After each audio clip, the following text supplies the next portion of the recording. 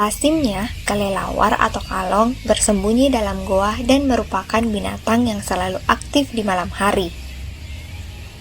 Namun di kota ini, teman-teman bisa menemui ratusan kalong bergelantungan di atas pohon yang terletak di tengah-tengah kota.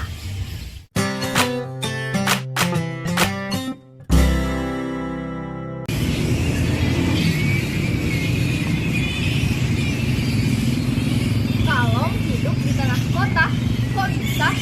Penasaran juga kan? Yuk, simak video ini sampai akhir.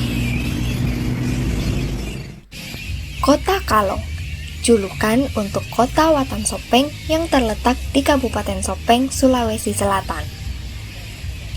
Jika kalong yang merupakan hewan nokturnal sering menempati goa atau hutan lebat yang gelap untuk bersembunyi, maka berbeda di kota ini.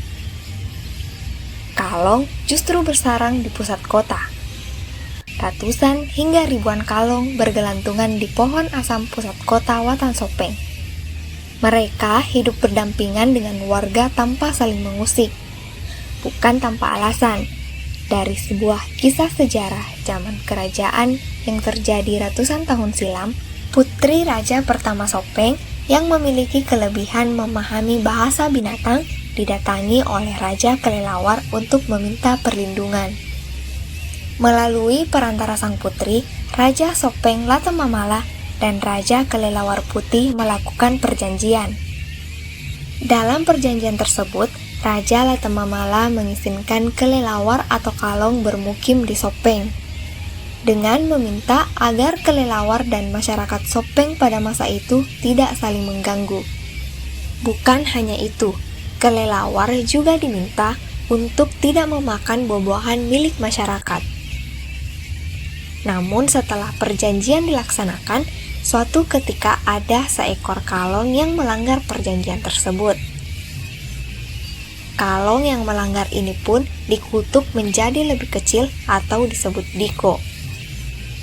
Sementara kalong yang lain merasa malu atas peristiwa tersebut dan memilih untuk bergelantungan dengan kepala menghadap ke bawah dan menutupi wajah dengan sayap-sayapnya.